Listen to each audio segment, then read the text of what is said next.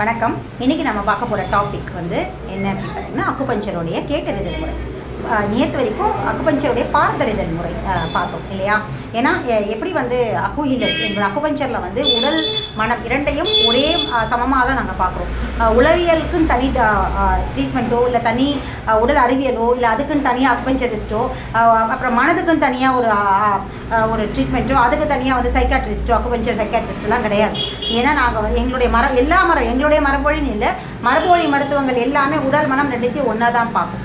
So நாங்கள் உடலையும் மனதையும் பிரிக்க மாட்டோம், ரெண்டுத்தையுமே ஒன்றா தான் பார்ப்போம். மனதுடைய சமநிலை குலைவோ மனதில் ஏற்படுற பாதிப்புகள் உடலை ரிஃப்ளெக்ட் பண்ணும், உடலில் இருக்கிற தொந்தரவுகள் மனதை ரிஃப்ளெக்ட் பண்ணும் அப்படிங்கிற ஒரு புரிதல், சரியான புரிதலை நாங்கள் வந்து கடைபிடிக்கிறோம். சரிங்களா? இதை நல்லாவே புரிஞ்சுக்கலாம். நோயுற்ற காலங்கள், காய்ச்சல், இரும்பல், சளி, இன்னும் வலி அதிகமாக இருக்கிறது, இன்னும் வந்து அம்மா மாதிரியான தீவிரமான எனக்கு தெரிஞ்சு இப்போ தான் கேன்சர்னு ஏகப்பட்ட பிரச்சனைகளை வந்து தீவிர நிலை கொண்டு போயிட்டாங்களே. அதாவது ஒரு 50 வருஷத்துக்கு முன்னாடி பார்த்திங்கன்னா அம்மா நோய் தான் வந்து இருக்கிறதுலையே அதிகப்படியான ஒரு தீவிரமான ஒரு நோயாக இருந்தது இல்லையா? அதையுமே நம்ம கடவுள் பேரை சொல்லி மீண்டு வந்திருக்கோம்.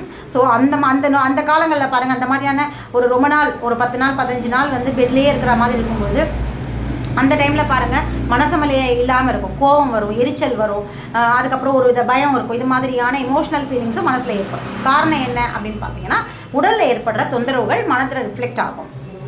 புரியுதுங்களா? அதே மாதிரி மனசில் எப்படின்னா, இப்போ வந்து நல்லா பசிக்குது, சாப்பிட போய் உட்காடுறீங்க, சாப்பிட்றதுக்காக உட்காந்துட்ருக்கீங்க, சடனாக ஒரு டெத்து நியூஸ் ஃபோன் வருது, இல்லை ஒரு டெத் நியூஸோ இல்லை வேறு ஏதோ ஒரு துக்ககரமான விஷயம் வருது. உடனே அதை கேட்ட உடனே என்ன ஆகுது அப்படின்னா, அடுத்த நிமிஷம் நம்மளால் சாப்பிட முடியுமா? பசியே அடங்கிடும் இல்லையா? பசியே இருக்காது. அது அந்த நிமிஷம் வரைக்குமோ இருந்த பசி அந்த ஒரு துக்ககரமான விஷயங்களை கேட்கும் பொழுது உடனே நம்ம பசி வந்து அடங்கிடும். அப்போ பார்த்துக்கோங்க, இந்த இடத்துல மனதோடைய ரிஃப்ளெக்ஷன் எப்படி வந்து உடலில் வெளிப்படுது.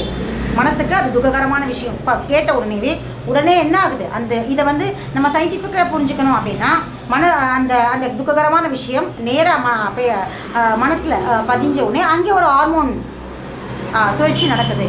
அப்போ அந்த ஹார்மோன் சுழற்சி நடக்கும்போது ஏற்கனவே நான் சொல்லியிருக்கேன், ஒரு ஹார்மோன் சுரக்கும் பொழுது இன்னொரு ஹார்மோன் வந்து ஸ்டாப் ஆகிடும்.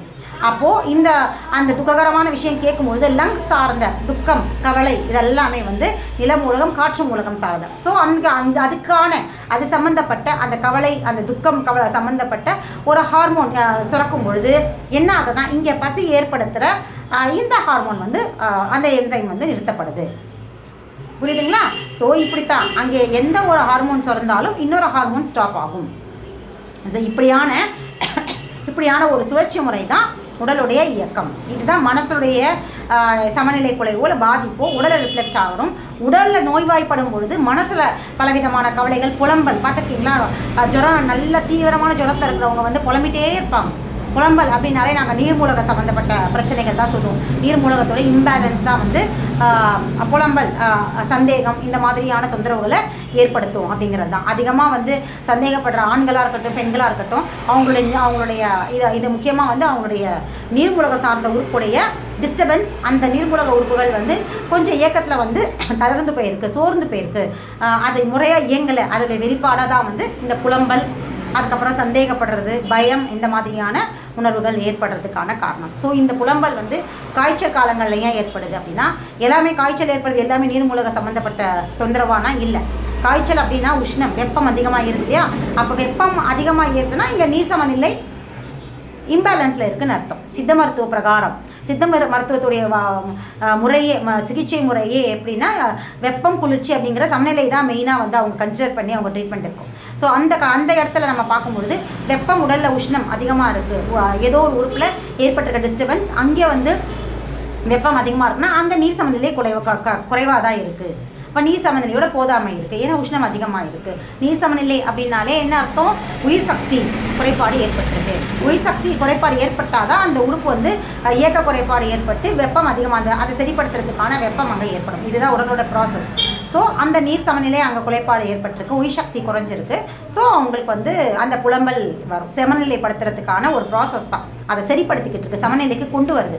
அந்த குளிர்ச்சி வந்து அந்த நீர் மூலகத்துடைய குளிர்ச்சி கம்மியாக இருக்கிறதுனால, வெப்பம் அதிகமாக இருக்கிறதுனால பேலன்ஸ் பண்ணுறதுக்காக அந்த புலம்பல், அந்த வெளியேற்றம், கழிவு வெளியேற்றம், அதாவது கழிவு வெளியேற்றம் உடல் ரீதியாகவும் நடைபெறும், மனம் ரீதியாகவும் நடைபெறும். மனம் ரீதியாக வர்ற கழிவு வெளியேற்றம் தான் அந்த புலம்பல்.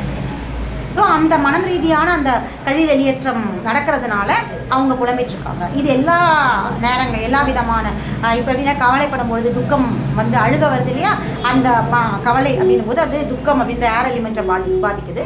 ஏர் எலிமெண்ட்டோட பாதிப்பு கழிவு வெளியேற்றமாக அழுகையை கொடுக்குது. ஸோ எல்லாமே கழிவு வெளியேற்றம் தான், புரியுதுங்களா? ஸோ இது மாதிரி தான் வந்து உடலுடைய ரிஃப்ளெக்ஷன் மனதிலே, மனதோட ரிஃப்ளெக்ஷன் உடல். இதான் உடல் அறிவியல். ஆனால் ஆங்கில மருத்துவத்துக்கு இதெல்லாம் ஒன்றுமே புரியாது. புலம்புறாங்க சார், தூக்கத்தில் புலம்புறாங்க, நைட்டில் பாத்ரூம் போயிடுறாங்க அப்படின்னா உடனே சைக்காட்ரிஸ்ட்கிட்ட அனுப்பிடுவாங்க.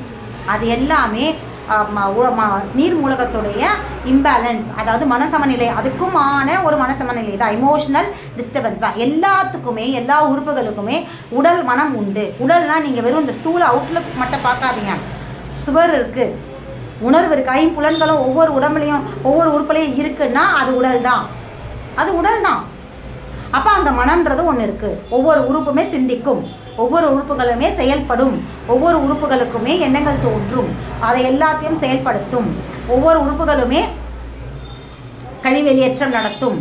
உடல் செய்கிற எல்லா விதமான உணர்வு பார்க்குறதுலேருந்து, கேட்குறதுலேருந்து, சுவாசிக்கிறதுலேருந்து, நுகர்தல்லேருந்து, தொடுதல்லேருந்து எல்லாமே, அந்த உணர்தல் இருக்க தோலுக்கு தேவையான உணர்வு தன்மை, அதுவுமே எல்லாமே எல்லா உறுப்புகளுமே, அது சின்ன அப்பெண்டிக்ஸ் அப்படிங்கிற குடல்வாலாக இருந்தாலும் சரி, இல்லை ஸ்பைனல் கார்டில் இருக்கிற டெயில் போன் சொல்கிற கடைசியான இறுதி, இதெல்லாம் ரொம்ப சின்ன சின்ன உறுப்புன்னு சொல்கிறாங்க இல்லையா, இது மாதிரியான எல்லா உறுப்புகளுக்குமே உயிர் சக்தியும் இருக்குது, உயிரும் இருக்குது, அதே சமயத்தில் ஐம்புலன்களும் இருக்குது, அதே சமயத்தில் உடல் மனமும் இருக்குது. இதான் உடலுடைய இயக்கம்.